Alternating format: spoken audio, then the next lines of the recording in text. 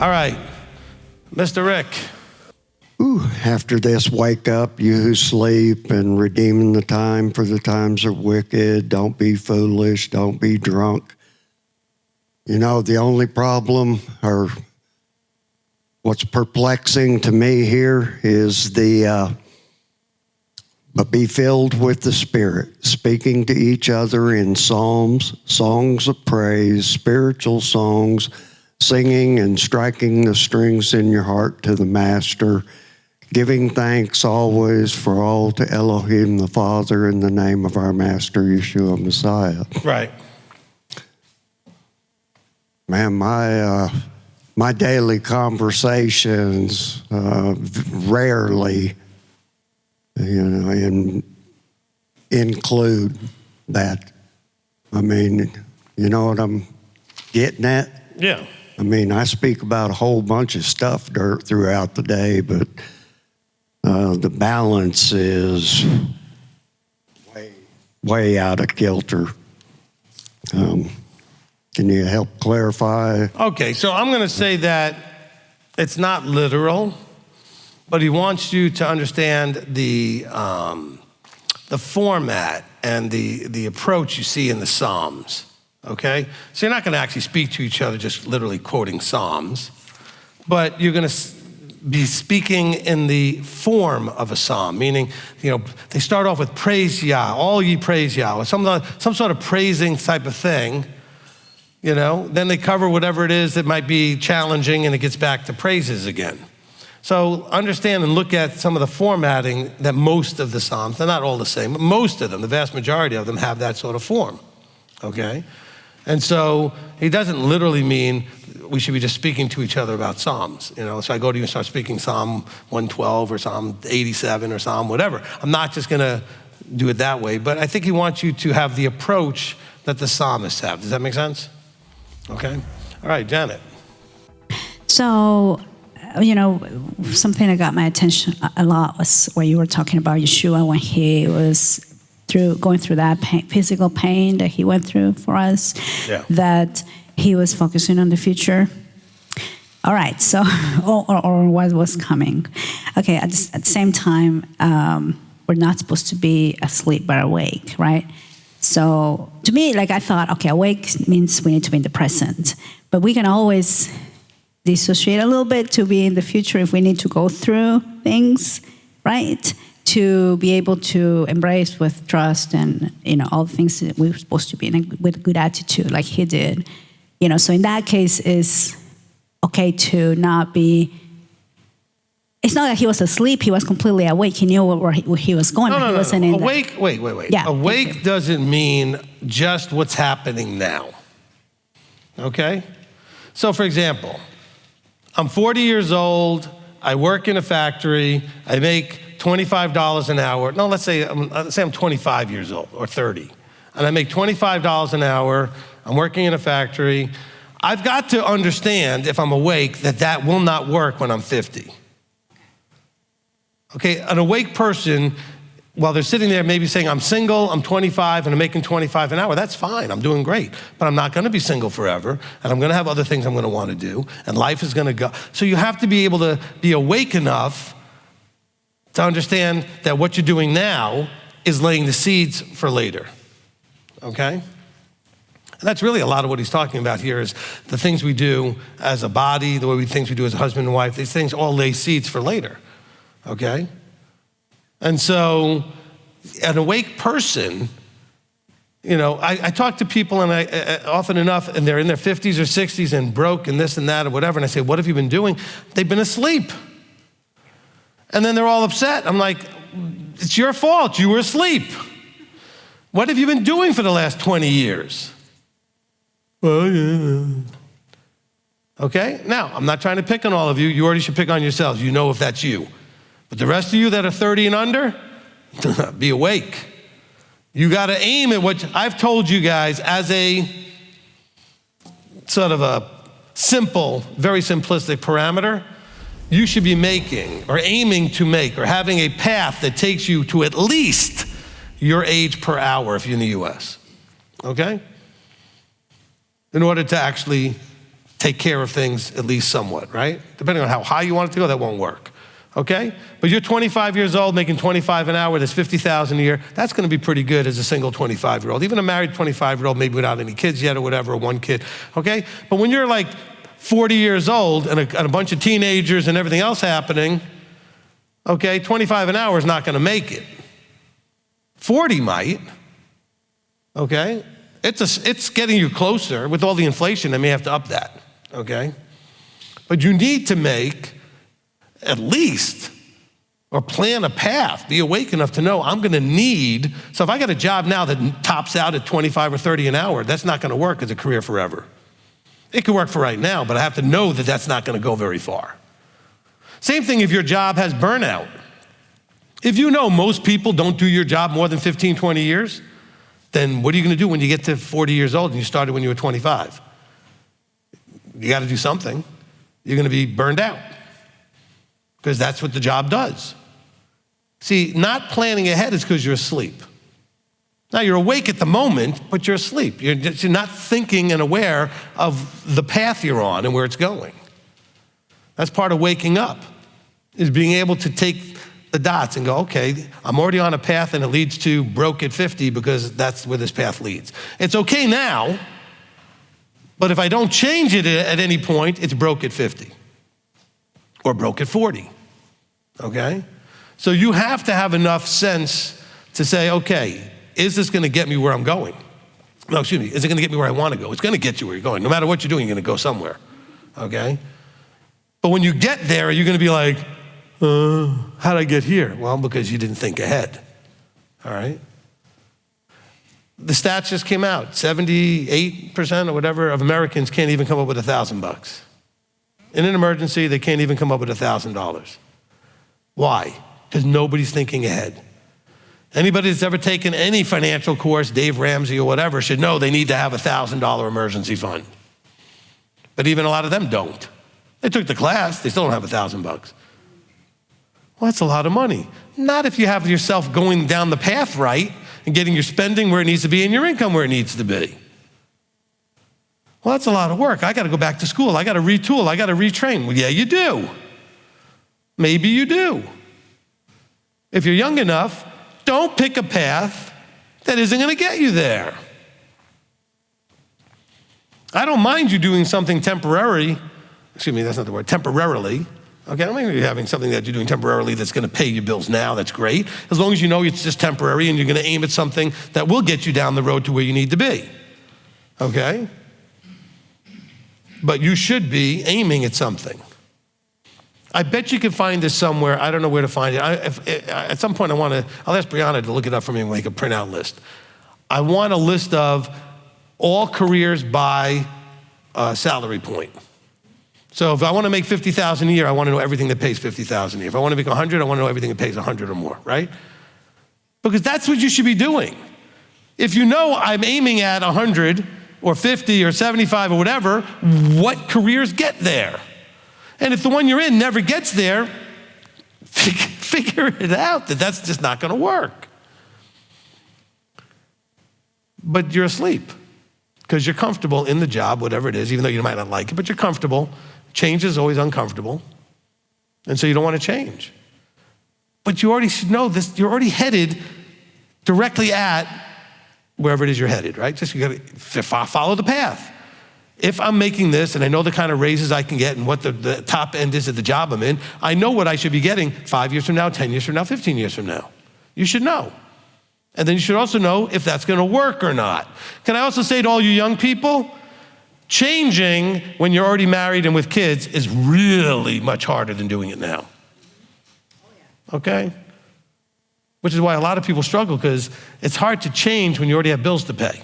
It's hard to change when you have all these obligations, because you can't just stop, retool, take a step backwards and take 2 steps forward when you've got all the obligations you're under. Very tough to do. Do it in advance when you're young. Think this through when you graduate high school. Because that's where you're gonna make your next decision. Do I go to college? Do I not go to college? Well, don't go to college unless you have a reason. Okay? You should be well enough educated just from high school. What you need to do is go to college to get the degree, if you need to go to college, that will pay you. My daughter wants to be a CPA. Good. Go to college, she'll get her CPA. That will pay her very nicely. You want to be a psychologist, you want to be a doctor, you want to be a lawyer, you want to be something that you need a degree for. You want to be a dentist, you want to be my wife was a hygienist, she had to go to school. Okay, these things pay better, and so you have to go. There should be a reason, okay? You know, when I talked to Chris when he first met me, he was doing college wrong, all right? He was aiming at something that never was going to pay him anything. I got him to retool. He's now making a very nice living on a career path that will still pay him very nicely going forward.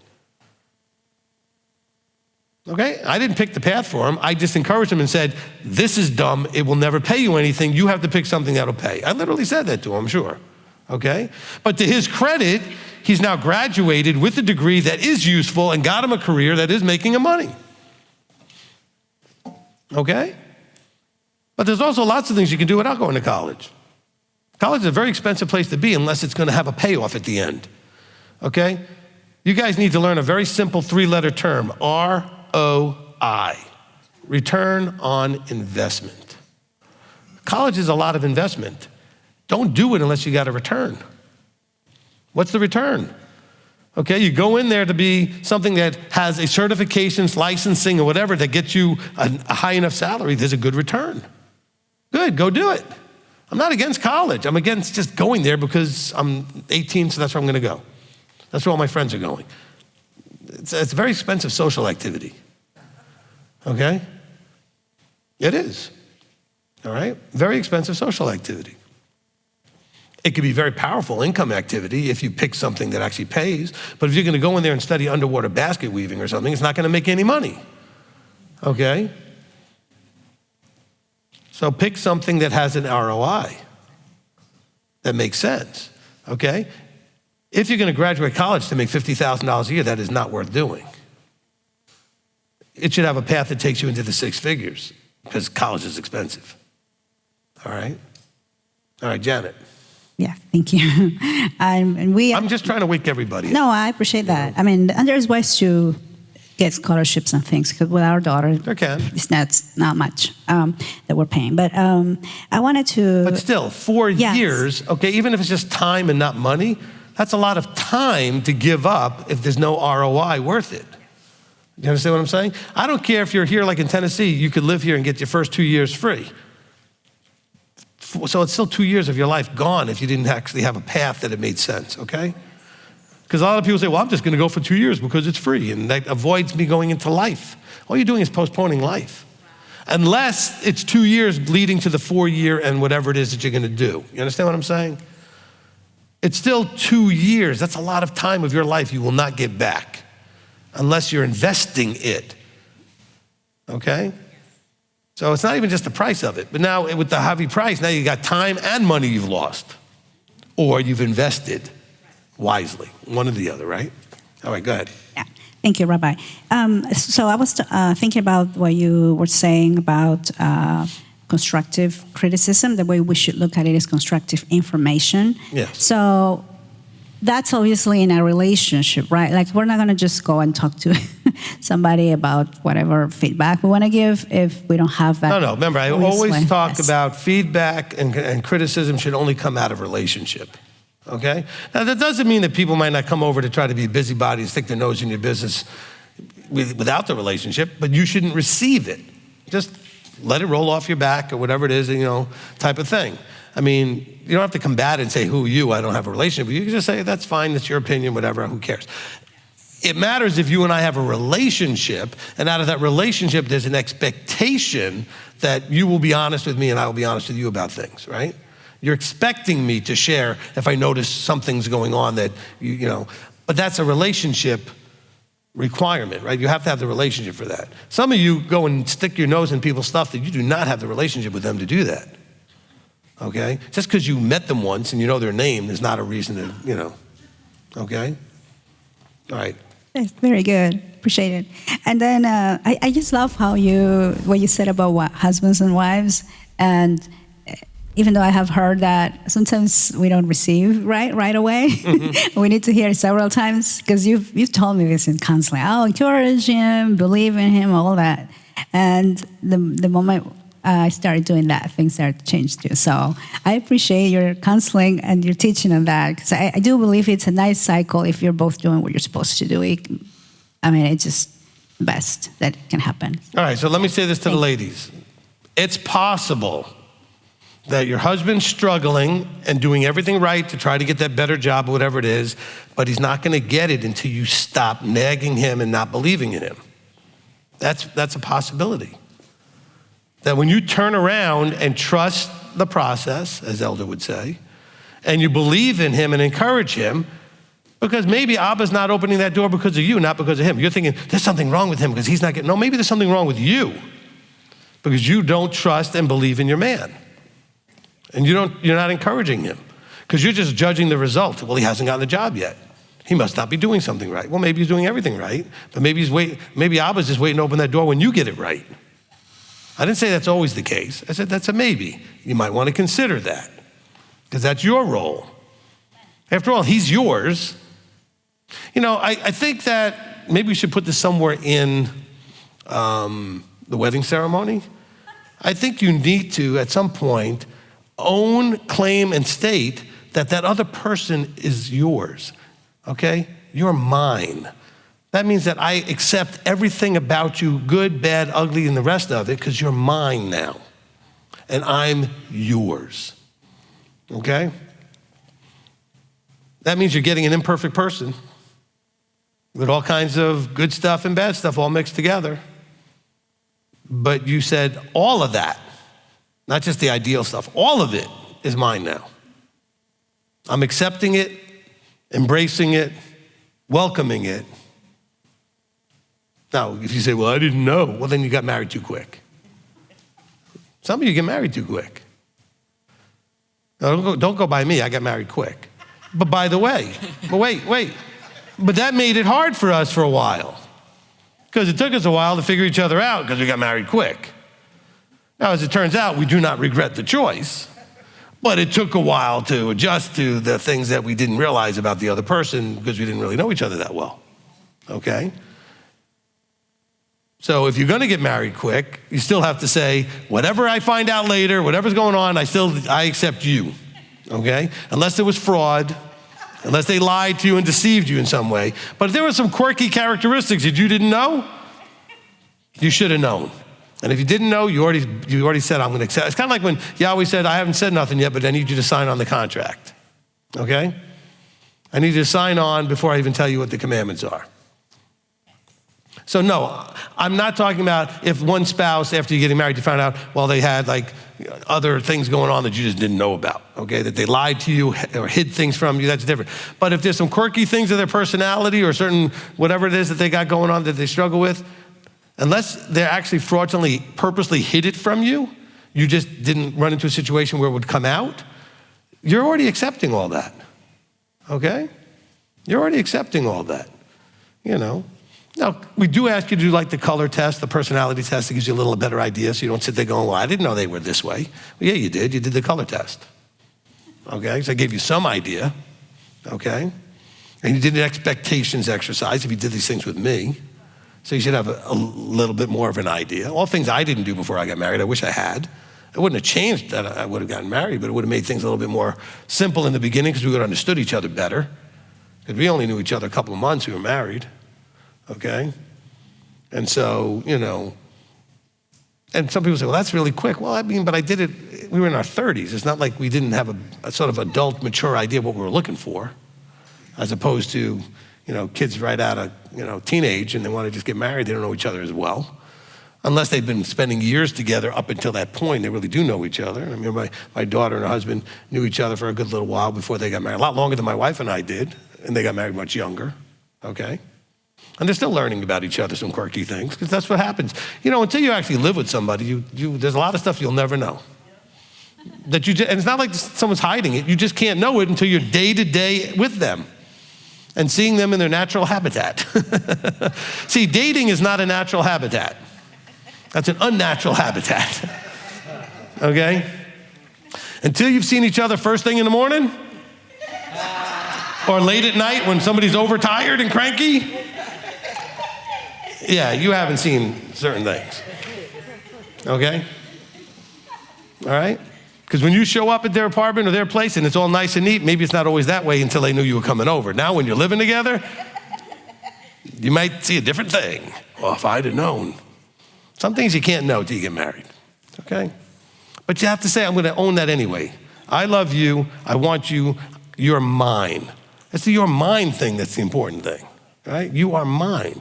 That means that no matter what happens, you're mine. It doesn't matter, you are mine. Okay? Not your mind like I own you, can control you. Your mind meaning I take full ownership that I made this choice and I accept it all. Okay? And you should do the same thing for me. All right? And that's where that marriage thing goes. All right, Chris. Hi. I wanted to add a detail into what you were talking about with my career path in college and high school. So for people who think maybe like they did something wrong in their trajectory and then now they are just lost. When I was in high school, in my junior year, I had that huge health condition that just started, and I remember counseling with you about it. It was very, very bad, and it affected my grades. And actually, my first semester of my senior year, I finished, but my second semester, I don't know, something changed in my health, and I could not go to class that whole semester. And of course, I did not graduate on time. And that all of 2018, I think I was trying to take classes, but I could never take them. Right. And I had enough, I guess, energy to watch, videos and play video games. And my parents were like, "Well, you can do that, but you can't write essays." And I was like, I can't. And they'd always be like, "You're just not going to school?" And I eventually graduated in December of the year. And so I couldn't go to college, and thankfully they let me do a gap year where I just kind of worked on my health for that whole time and started a whole year late in 2019, behind all my other classmates that were starting in 2018. And I think that really humbled me and was like, because up to that point I was very focused on like, okay, I'm gonna get this done and that done and that done. And for that kind of deviation and then coming back, and then doing it over again later, being an older person, only a year, okay, but it was a big thing for me to be like behind and late, right? But it still worked out. So I want to encourage people not to give up if they've made a mistake or they're behind on something, and just to try again and keep going. So that's one thing. Look, I want everybody to pay attention. I'm not going to give all the details, but, first of all, let's be proud of Chris, because he started as a teenager with nobody else in his family doing this, okay? He found us online, ended up on our live stream. How old were you? 16 or 17. Okay, he's a teenager, all right? Then he went off into teenage land and disappeared on me for like 2 years. And then he came back and said, you know what, this is what I want to do with myself. I want to get back in touch. And he started, connecting back up with us. But I knew about some of the health challenges and things he was going through. And you guys need to understand, he became an expert in his problem, tried to figure out the workarounds that he needed so that he could do the projects, get the work done, and focus and do the things he had to do. That, just so you know, that it's not like, well, he just was doing a career that wasn't going to pay very well and he just switched careers. He had some real struggles that he had to find ways to handle, okay, in terms of he missed a whole semester of school because he could not get that to work out at the end of high school.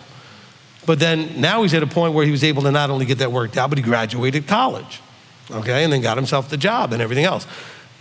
That's because he took ownership of the problem and that he needed to find a solution so that he could function. So I'm proud of you for that. Yeah, thank you. And I still believe I have Band-Aids on the health problem, and I'm actually working toward a permanent, actual fix. Right, but you still found some workarounds so you get it done. Mm-hmm. And you were able to not only get it done, but you got an internship that then eventually turned into an actual job. And so you were able to functionally take what you were doing in school and put it into the real world and do well enough with it to get the job. And then recently you got a promotion. I know you got some sort of increase and stuff. So you did well. The fruit is showing that whatever challenges you've been having that you don't have a permanent solution for yet, you found workarounds that are at least good enough to get it done. A lot of people out there are struggling and they're like, I don't know what to do. He didn't know what to do either, but he found something. He figured it out, tried different things, okay? All I kept doing when he counseled with me was say, keep trying, try different things. Yeah. I didn't have answers for him. Because back then I didn't have the resources, like the money to work on my health problems, and my parents were, paying for whatever supplements. It was not sustainable to try all different kinds of things. But now that I've been able to have a job and I can focus on the health later, then this is now the point where I can focus on. All right, I think that's a really, really powerful point. Everybody pay attention. You guys who have mental health problems, physical health problems, whatever kind of health problems you've got, and the alternative ways you're trying to handle it are expensive, supplements and other things, diet or whatever, figure out enough of a workaround to make enough money to pay for it. Because some of you are just all whining about that, you can't do it because it's too expensive. Well, he knew it was too expensive, so he found a way to make enough money so he could afford it. He found workarounds, he called them Band-Aids. He put a little Band-Aid on his problems, good enough to get the work done, to make the money, so now we can address it in a more solid way. All right? Figure out a way to get it done. And then you can have what you need to really fix the problem. And that's a great example. Thank you for that. Yeah. It's kind of like you go, get enough money to fix your health problem a little bit, and then get your health up to get the finances up, and then your finances up to actually fix the health. But at least you found some Band-Aids so that you picked a path that could pay you enough, and that was good enough to get you where you now have enough money to try other things that'll get you to continue on your upward trajectory, right? Yeah. Yahweh always has a way for you to do it, and it can be it's always using what you have already available, even if it's not what you need, but something that can get you to what you need at some, indirectly. But you have to aim, though. Okay, you decided when we first were talking, I forget what career you had chosen first, but we realized that's never going to make you enough.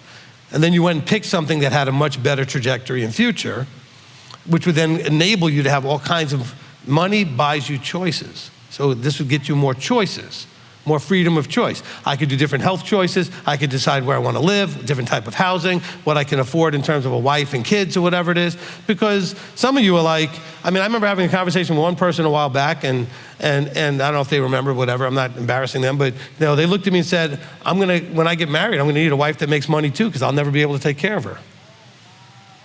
I said, you need to aim higher. Okay, why are you accepting that reality? Why are you thinking, we're gonna have to have 2 incomes? Well, a lot of people have to live on 2 incomes, but that's because somebody's not aiming high enough.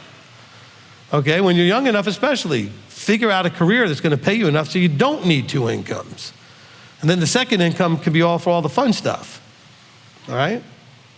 Because then you don't need that second income. The man's income should be enough to provide for the needs. Anything that's extraneous on top of that, well, good. So the wife has extra money so you can have even more fun. But at least the basic needs should be covered by the man. That's part of the providing role of the man, okay? I didn't say providing all of the fun, extraneous, all this, whatever things, but at least the normal basic stuff, food, shelter, clothing, transportation, all those things. The man should be able to provide all that, okay? Will be in your core, normal, every month budget stuff, not your entertainment and extraneous things, all right? But if you got a man covering all that and the wife makes money too, guess what? You got money for vacations, you got money for other kinds of fun things that you don't, that are, on top of. Those are the little cherries on top, so to speak, right? Okay? So, he should be paying for the main course. He's got the main meal covered, but you want the fun dessert and everything else? Well, good. Then your money can go to that, right? Okay, go ahead. Yeah, it's like my wife is my health condition, my children are my health condition. Right now. That's where the money goes to. So, yeah. So if you think, I don't need the money, I do need the money. Actually, I aimed for high so I can actually pay for the stuff to take care of myself. Yeah. So. But then if you were to try to get married and you didn't have a good enough job income-wise, how could you have wife, kids, and also pay for the health condition stuff? There's no way. I talk to people every single week that need to do certain things for their health that just the answer is, I can't afford it. And so they suffer because they can't afford it. Okay? Now, I can empathize much easier with the 50 pluses of you guys, who ended up in a place where you can't afford it and it's not likely as easy for you to fix that anytime soon. But when you're much younger, And especially if, and Chris could have had no health problems, but aim knowing anything could happen in the future, I still need to aim high in case, all right?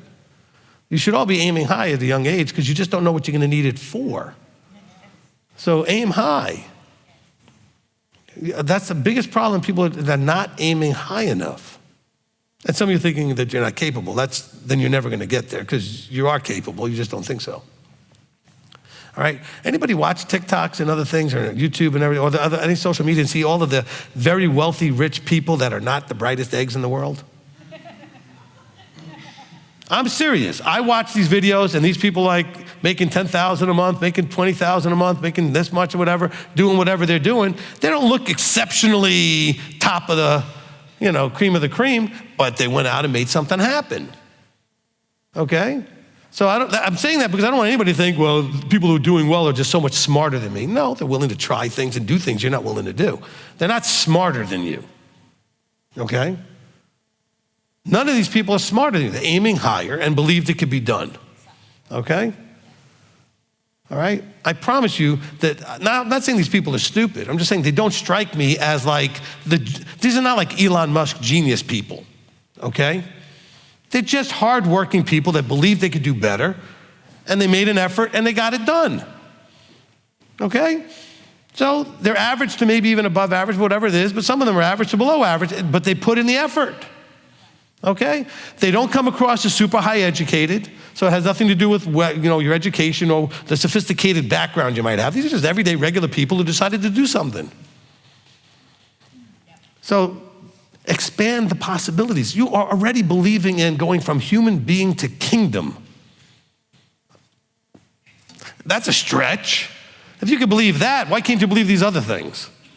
If you could believe you can go from the corruptible to the incorruptible, if you could believe all these things, which you should, why can't you believe the stuff right here and now? Why is that so impossible for you? You're already believing something that's mind-boggling to even conceive, but you believe it. Otherwise, you wouldn't be here. So you believe that, but you can't believe you can make more money. You can't believe you can start a business. You can't believe you can do whatever. You can't believe you can figure out how to get your health under control. You can't believe, why can't you believe it? Well, because I've tried. So keep trying. Why quit? Keep trying. You should know there's a solution, even if you can't find it, because you know what? Other people have found it. Go find out who's got whatever problem you have and figure out what they did. So let's see. I'm unhealthy. I'm way overweight. I'm a man or a woman. I come from this race or culture. Go find somebody with all of that who figured it out. In other words, go ahead and list your excuses, right? Age excuse, health excuse, height, weight, looks, color, skin, whatever excuse. List your excuses. And then go and look up and find there's somebody figured it out. Lots of somebodies with the same layout as yours, okay? And then find out what they did and do it too. I mean, right now, I'm 61, and you know what I'm looking at? A lot of TikTok videos and other videos of guys who are in their 60s showing people how to get in shape. Guys who are just in great shape, but they started doing it at a later age for people at a later age. So I'm looking for people with my excuses or my list. They're not really, for me, they're not excuses. I'm looking at my symptoms, okay? What does a 61-year-old person, whatever, with this, and this, what do they do to achieve whatever it is I want to achieve? Because I know somebody's out there done it, or lots of somebody. I just got to figure out who and imitate them. That's what we just read all of that. Imitate Messiah, imitate Elohim, imitate, Paul says imitate. The path has already been laid out. The pattern is there. Do that in every area of your life. Well, you know, I don't manage my time well. So go find somebody who manages the time well and find out how they did it. Okay? Well, but I'm ADD. We'll find out someone who's ADD that figured out how to manage their time well. Well, I'm this. Stop making excuses. List the symptoms, find somebody with the same symptoms that figured it out. I just call them symptoms, okay? Parameters, whatever, the same makeup. Your makeup is, I'm this, and this, and this. Fine, go find somebody like that who figured it out. Does that make any sense? It's not that hard. They exist, I promise you. There's nothing, basically, in my opinion, just about nothing you could have that somebody in the same condition hasn't figured out whatever it is you want to figure out. And worse, not worse, better than that, they've posted it. Like somebody posted what you needed on the internet somewhere. Okay? I remember, this is how I think the internet is the weirdest thing in the world. I'm talking to somebody, I'm mentioning some obscure quote from a TV show. I look for it, and there's a clip somebody posted on YouTube just because I needed it to show this person. It was an obscure scene from a not necessarily the most popular show ever, and I just typed it into YouTube or Google, whatever, and there it was. Somebody posted it. Almost anything you could need, somebody's already made the post. It's just the way it is. And so just have that optimism that it's there, and then look for it. It's there. You'd be surprised. Anything you go to look for, it's there. Somebody's posted it. Even things that you wonder, why would they post that? But they did, so you could find it. Okay? Who knows why? All right? All right, Chris? All right.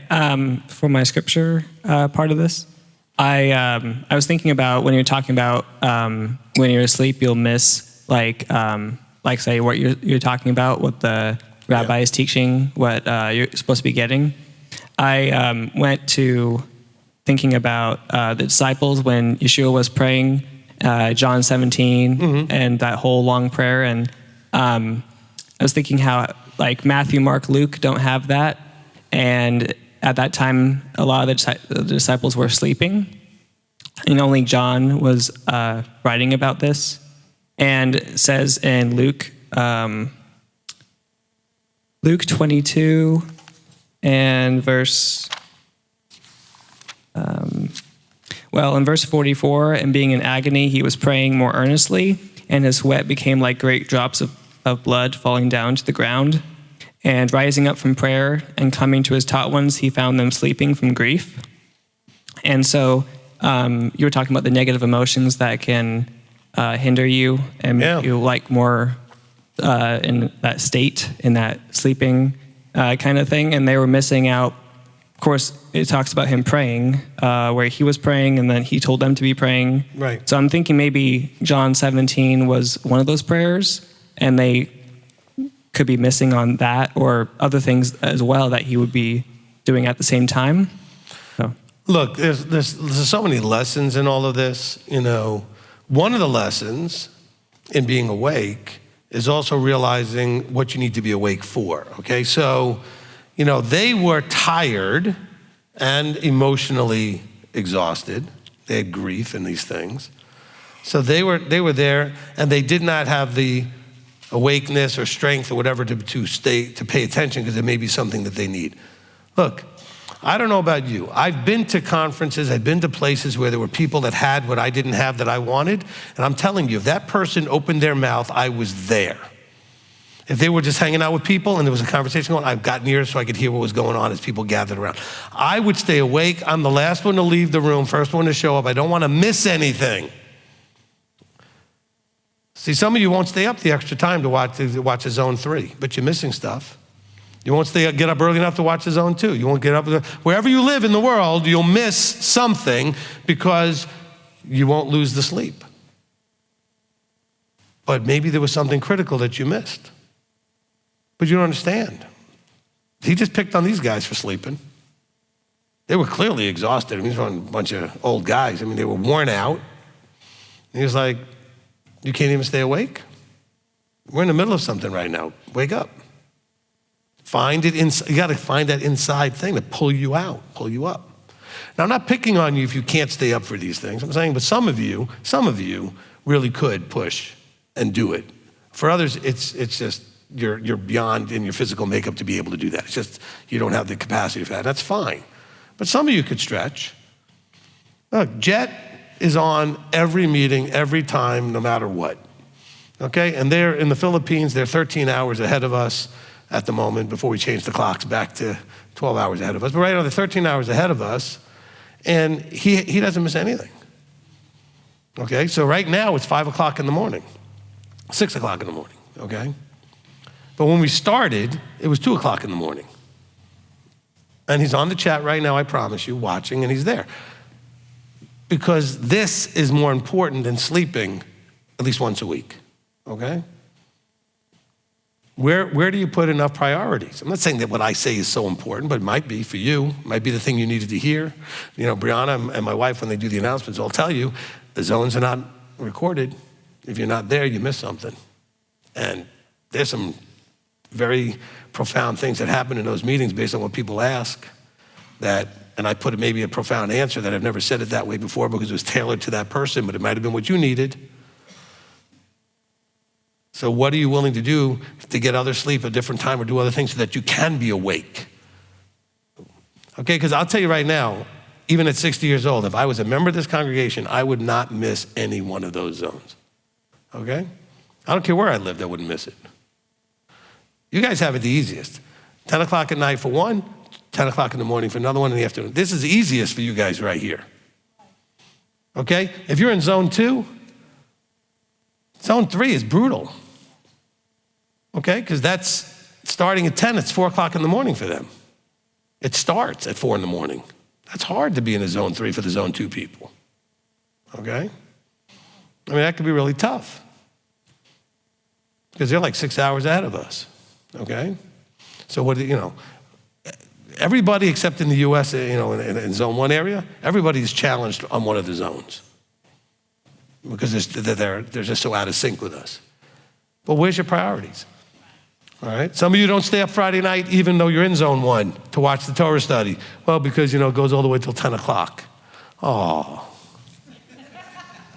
I'm sorry.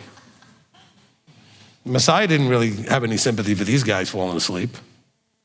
Did he sound like he had any sympathy? He says, why do you sleep? Rise and pray, lest you enter into trial. That's verse 46, Luke 22. He didn't sound very empathetic for them. He's like, what are you doing? Wake up. Okay? Push yourselves. Rearrange your time schedule so that you can do something. Okay? Those of you that I'm not trying to this is the thing that's going to happen. All of you that can't are going to all get offended. If you can't, you can't. All right? Please never do that. Grow up. Okay? I will never say anything to make you feel bad about a can't. You will make yourself feel bad about it. I didn't do it. Can we be clear? If I talk about something that for you is a can't and you feel bad about it, that's you, not me. I completely understand if it's a can't. I have a problem with the won'ts, the could'ves but didn't, okay? So I'm trying to smack those, encourage them. You could've, but you didn't. The can'ts is okay, I get it, okay? I absolutely have no issue with that. All right, Rabbi Tom. Thank you, Rabbi Shalom. Just a first little side note about Chris. Chris is always willing to help people. Always. And he's helped me with my light burn program, which I'm too dumb to know, and he's given me a wealth of knowledge on it, and so is Caleb. But anyhow, the reason I'm up here, just before Chris got up, I forget your exact words, but you said that we should tell our wives that we love them, that you're the only one for me. That jogged my memory. Years ago, Reverend Joanne and I had wedding bands. I don't know what happened to them. I lost them in moving or something. But they said, Anila Dodi Badoli Li, which is the scripture. I am my beloved, and my beloved is mine. Very, very, very nice. Awesome. This quotation from scripture. Awesome. It was all on the wedding band. Awesome. Now, hold on there. I want you guys to all see something that happened really interesting. This is something that all of you do. I didn't say what Rabbi Tom said I said, but that's what he heard. You see what I'm saying? Yeah. I didn't say anything about telling your wife I love you. I didn't say that once. Or that I love you and not everybody. I said, you are mine. Yeah. See, now he went to the ring, and what it says on the ring, that is more what I said. But see, he heard, even though that's completely congruent with what I was saying. We all filter. So I'm not picking on Rabbi Tom. I want you to know you all do this. You will hear something filtered through and get what you got out of it, which may or may not be in line. In this case, it was in line with what I was saying. But just understand that all of you do that at times. Paraphrasing. But in that paraphrasing, it changes it a little bit, even though in this case it deepens it in some way. But understand, saying your mind is different than saying I love you. Saying your mind is different than saying that I love you above others or whatever. It's your mind. Okay, it's a whole different, means that everything that's about you, good, bad, and ugly, I'm accepting it. Okay? Saying I love you may look at like, I love the good parts about you, the parts I like about you, the parts of this, the part. No, you are mine is everything. So, but I'm not, again, this wasn't picking on Rabbi Tom. It was a great opportunity to let you know that this is kind of what you guys will do. Because you'll call up and start talking about, well, Rabbi said this, and I didn't say it. But that's how you paraphrased and filtered it in your own head. Okay? And one more thing, if I may. You mentioned how Jet is at all the, at every online event. And a lot of people, but I have to give my South African teams, I say my teams, I'm sorry. I have to give South African teams credit. Several of them are in every single meeting on Thursday, 9 a.m., 1 p.m., and 9 p.m. And 9 p.m. for them is 4 a.m. They get up at 4 a.m. to be in the Torah teams. Right. That's the Zone 2 ones, yeah. So, yep. And these are just teenagers. They put us to shame. Look, and again, you know, where's your priorities, right? You know? Look, it's like the old adage, every parent has had this experience with their kids if they've got kids and never ever done anything. Kid doesn't want to get up, but then you tell them, tomorrow we're going to the park. We're going to like Disney or something. Oh, they're ready and in the car first thing in the morning before you're like, wow, how'd they manage to wake up? Because they wanted to, right? You tell them, hey, I need you to wake up tomorrow and mow the lawn. Oh, no. You tell them, oh, I need you to, we're getting up early to get in the car to drive down to Florida. Oh, they're ready there. They're sitting in the car going, where are you? Okay? It's, what do you want? If you want it, you'll do it, right? If you want it bad enough, you find a way, all right?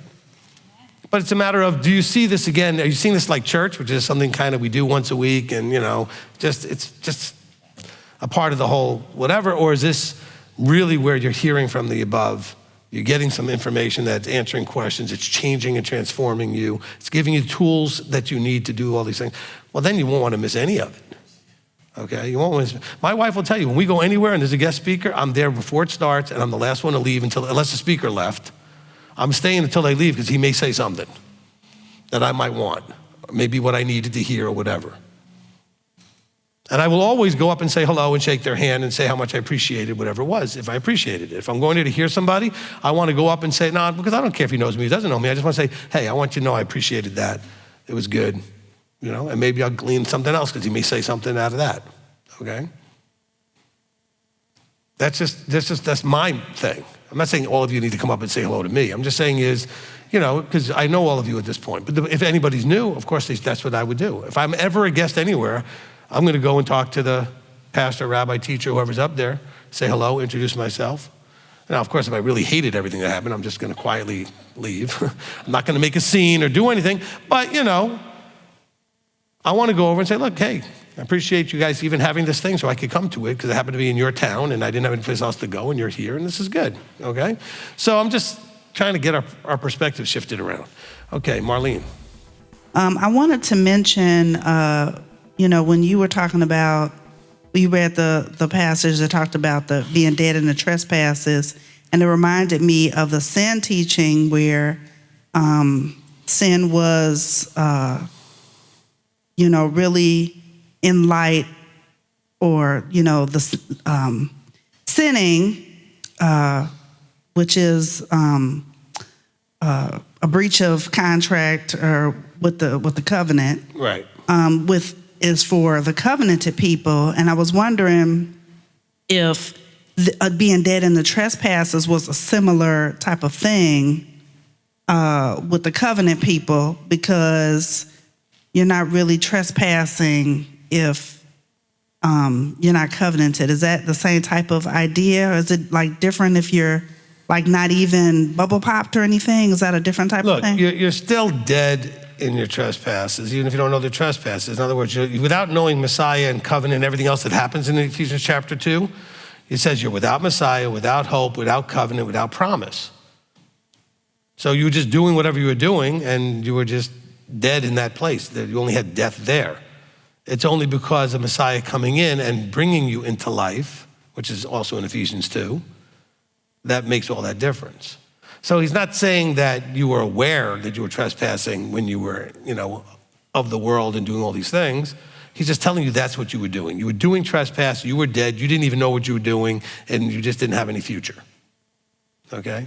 Okay, and so that's how it also goes along with being asleep, because when you're asleep, you don't know. You don't know what's happening. Right. Because remember, the audience he's talking to would understand what trespasses are.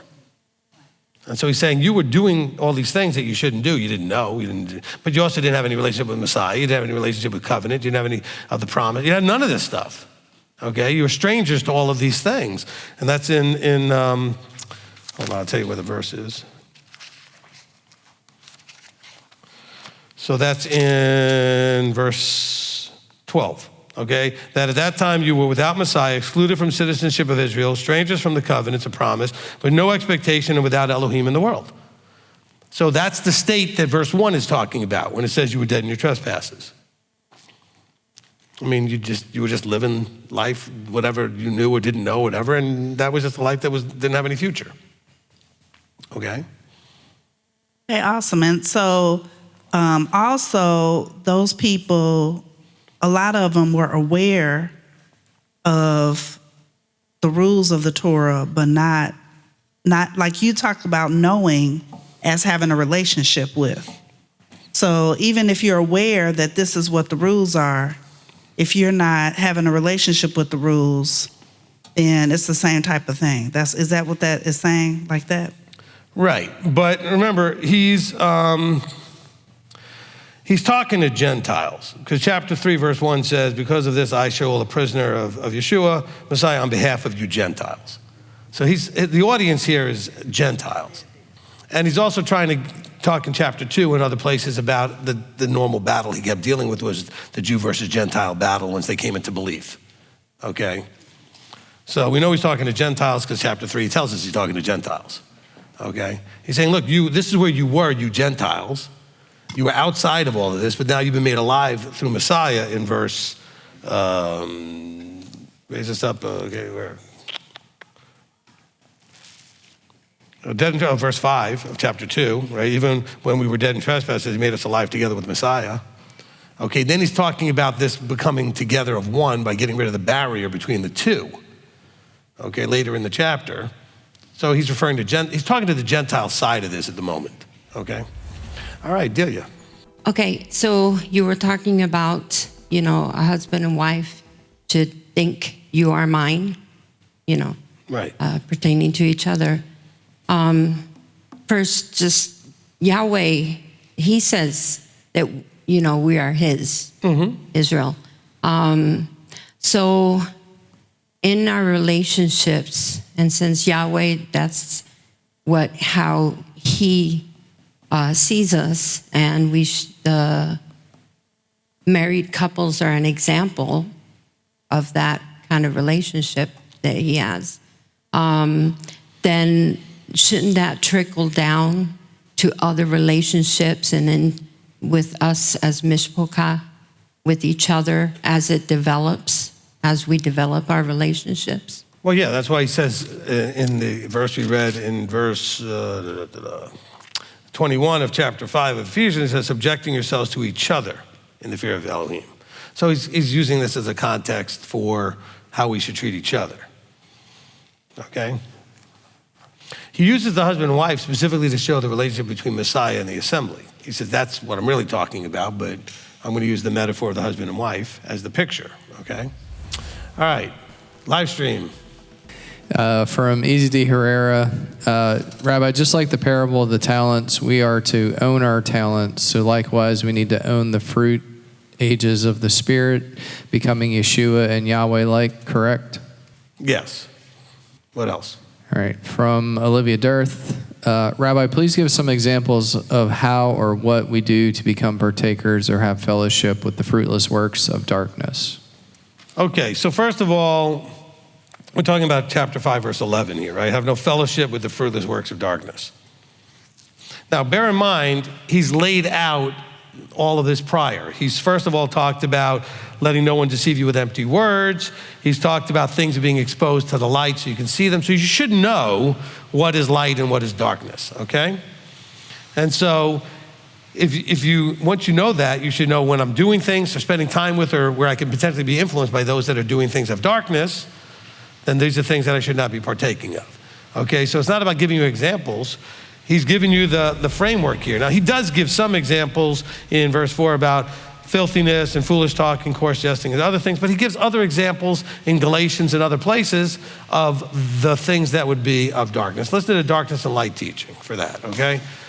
But the expectation is by the time we get to verse 11 is that you know which is which, all right? And then because he continues and talks about, look, things get exposed, and when they're exposed to the light, we know what they are, you should know what to do with it.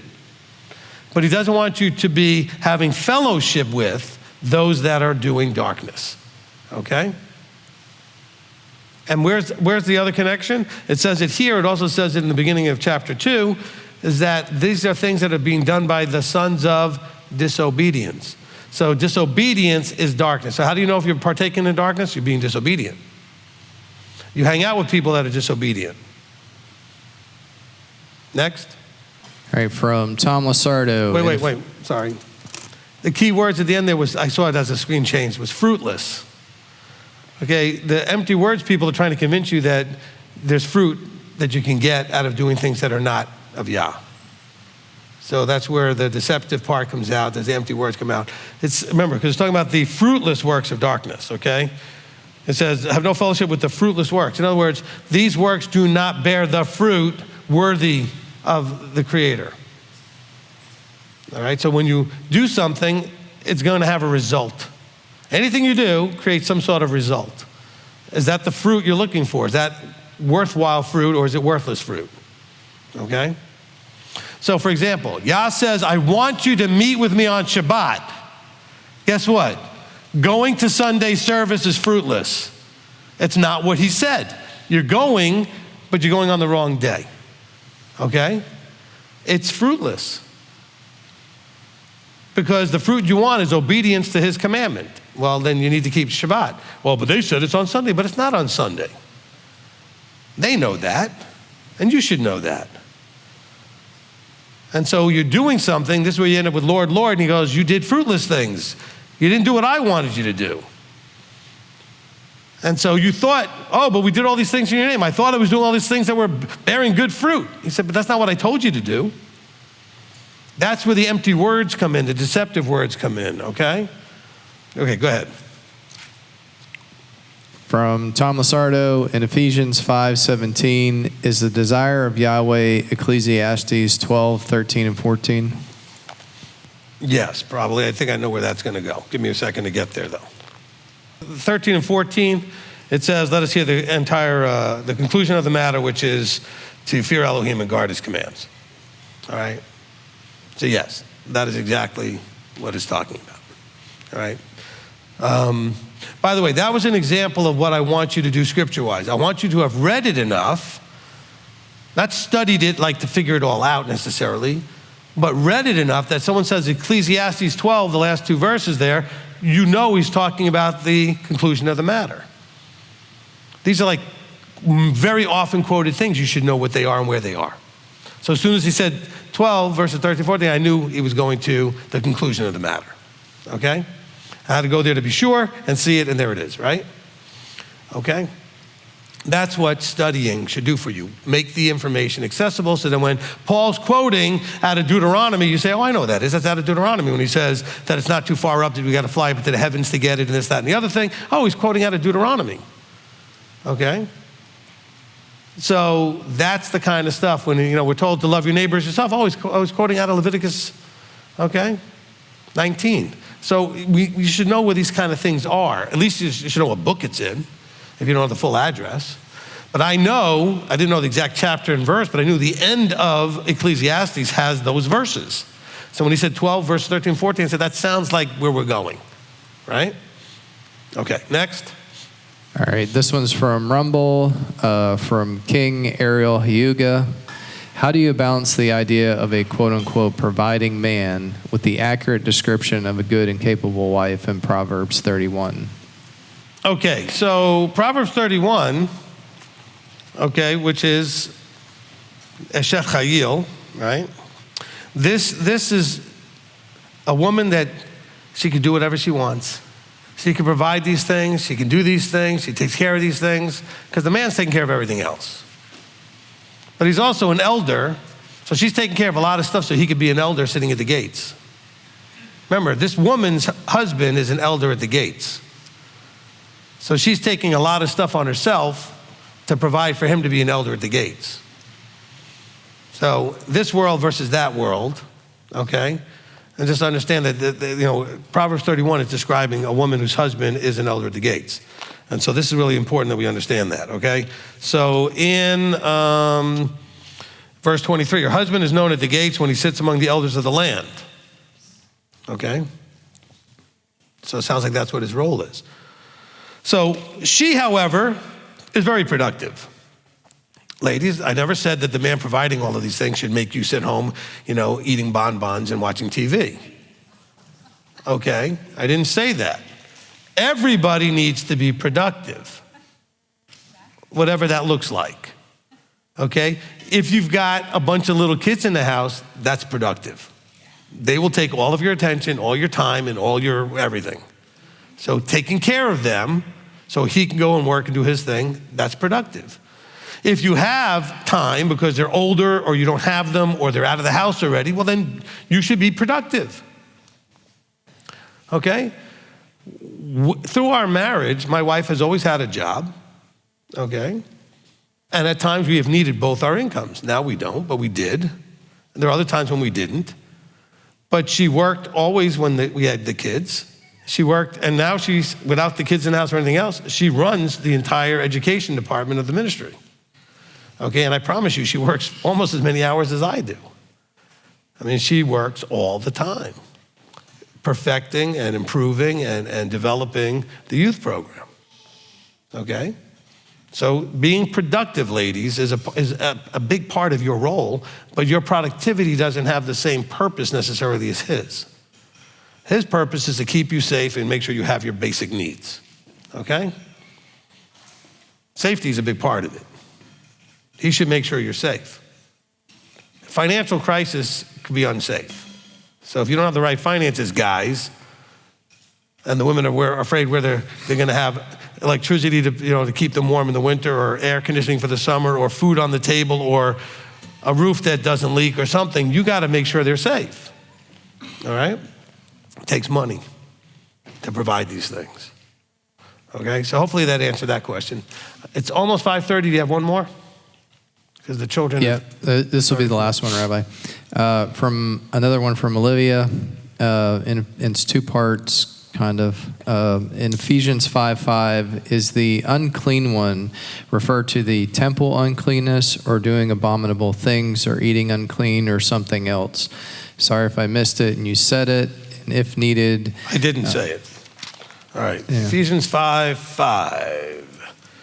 For this you know that no one who whores, nor an unclean one, or nor one greedy of gain, who's an idolater, has any inheritance.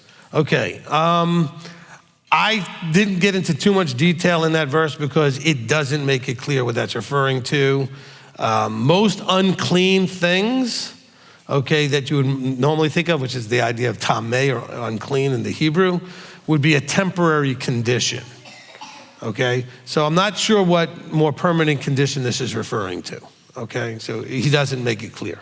So I don't have a good answer for that because most of the temple uncleanness things are until evening or that kind of thing, or until morning or something. They're temporary statuses. All right, so this is talking about a status that says in that these people have no inheritance in the reign. That's a more permanent thing. Okay, so I'm not sure what it's talking about there. Okay, that's a good question. By the way, the previous question about Proverbs 31, you know what you should be getting out of that? See, some of the guys will read this. I'm not picking on the person who asked the question. Okay, I don't know if it was who asked the question, but the thing is, some of the guys will be thinking, well, they're supposed to be doing all this stuff, so I can just sit back and study and all the things. No, what you should be reading out of this is that this woman has the total freedom and support of her husband to do whatever she wants. She's making stuff, she's growing this, she's buying that, she's doing... She is completely free to do all these things, right? I mean, it says, who does find a capable wife? She's worth far more than rubies. The heart of her husband trusts her, and she has no lack of gain. She shall do him good and not evil all the day of his life. And then it goes on to all these things that she does, which she has total freedom to do. What have I told you guys? I didn't say it today. I've told you this many times, though. The man's role is to create the safe, safe meaning all of the provisions are basically there, space for that woman to become everything that she ever wanted to be. You should be able to provide her with the space to self-actualize whatever that is, okay? Okay, my wife does exactly what I didn't ask her to do the ministry that she does in terms of the children's program. That is what she's wanted to do. We didn't have children when she started the program, all right? She just has a love and a heart for that, okay? But that's the whole point, is that this woman in Proverbs 31, it doesn't say anywhere that the husband asked her to do any of this stuff. It says he trusts her, though, to do all these things. And you should be reading in, and everything she's doing has his approval because she's a capable wife, okay, to be honored and respected. He says, she's worth far more than rubies. It says here that the husband trusts her. The heart of the husband shall trust her, which means that he trusts her only to go to where he said she can go. But notice, he's really let her do almost anything, okay? So you have to assume he's given her the green light on all of these things, okay? So the parameters and boundaries had been set, so she knows what they are, and she's flourishing in all of that, okay? Now, this is not necessarily describing one woman. It could be, but some women might be doing great by providing clothing for their children. Another one provides things for their merchants. Another one is growing things in the farm. Another one is doing what? In other words, a capable woman can do all of these things. Or at least some of these things. I mean, she's not necessarily going to do all of these things, okay, at the same time. So it's kind of a general description, but you have to read what it's saying, but it's not saying, which is, hey, the husband trusts her, so that means he's aware of everything, has approved it, is supervising the permissions of it, so to speak. Yes, she comes and says, hey, I'd like to do this thing, and he says, hey, that's a great idea, I trust you, go ahead and do it, all right? That's implied in here. Okay, so please, men, do not read Proverbs 31 and think that you're gonna sit back and hang out at the gates with the elders while she's doing all the work, okay?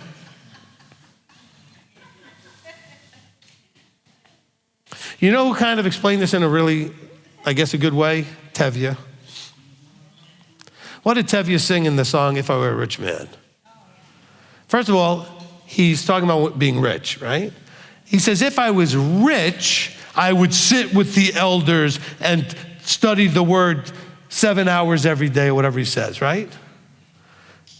Because I was rich. I've already made the wealth. I've already set up the systems that provide the income. So the guys that are being described here in Proverbs 31 are also just as capable and have already set up whatever systems of income that they need to provide. And so this is all extra gravy going on here with the wife, okay? Because Tevye wasn't expecting to just have the wife do everything and he was just gonna go sit with the elders. He said, if I was a rich man, I would have the time to study the word. I would have the time to go and sit and do different things. Because everything else is already in order. Right? So now Tevye is not scripture, but I think it just shows you a mindset, right? For those who don't know what I'm talking about, so that comes from what was that? No, it comes from Fiddler on the Roof, right? And it's an old movie, of course, but it's about the Jewish culture in basically in Soviet Union, Russia, turn of the century with the pogroms that were going on, okay? And so, so just kind of keep that in well, there was no Soviet Union back then, but in Russia, okay? But in that part of the world, okay? When the Tsar was in charge, okay, before the Russian Revolution. Okay, it's just right before that. All right, but anyway, but just think of that mindset. So let's not just, guys, stop looking, not that this person was doing that, I'm not accusing the person who wrote the question, but I know enough people to do this. Stop looking for excuses to not do your job and have your wife do it, okay? Stop looking for that. However, let me just say something, guys. You know what helps keep your wife safe? Her ability to take care of herself if anything happened to you. So if you don't let your wife work, develop any skills, have any talents, God forbid something happens to you, what is she gonna do? I got a bunch of ladies out there that need to be divorced and won't because they can't take care of themselves. and they're miserable. Some of them are abused, but they can't leave because they never develop skills to take care of themselves. Okay, guys, provide your wife with a way to, and a door to open up so she can take care of herself. What if you got hit by a bus or some terrible thing happened to you, and you probably don't own any insurance either, and that'd only help you for a year or two anyway, okay? What is she gonna do? She should be able to take care of herself. And you should be providing the space for her to be able to learn how to do that, okay? Everybody needs to self-actualize. Oh, but she just wants to be a mom. Good, be a mom that also has other skills in case you need them for something, all right? Stuff happens, okay? My wife's got a dental hygiene license. It's expired, but she could always get it back if she needed to. She's got the education and craft development and everything else. She could always market that way. I mean, there's things she can do. Now, I pray that she would not have to ever do that, right? But she can, because I never restricted her in doing anything, okay? Now, granted, I married her at an older age where she was already doing things, okay? But I never was like, well, now that I'm married to you, you need to stop doing these things. I've seen guys do that. That's dumb. Why would you do that? Let her stop if she wants to stop, if you can afford to do that. Don't make her stop. It's part of who she is and what she does. If that is, now maybe she's just working because she's working and doesn't even like what she's doing, that's fine. But if she likes it and it's part of who she is and what she does, let her do it. My wife loved being a hygienist, okay? And she was great at it, best one I ever went to. And I'm not just saying that because she's my wife, she's the best, okay? But that being said, and that is an odd thing, by the way, to have your fiance clean your teeth before your wedding. It's just weird. I was nervous she wasn't gonna like what she saw and not marry me. I don't know. I was like, oh boy.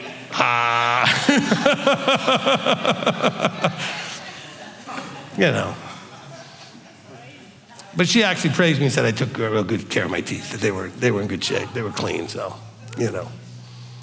Anyway, I did resist being a wise guy eating a peanut butter and jelly sandwich before showing up.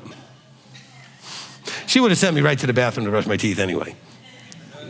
She's done that to other people who show up after eating a sandwich or lunch and they think that, I'm gonna get my teeth cleaned anyway. I'm not here to clean the food out of your teeth. No, here's a brush, go. Anyway, all right, so hopefully that was good for everybody.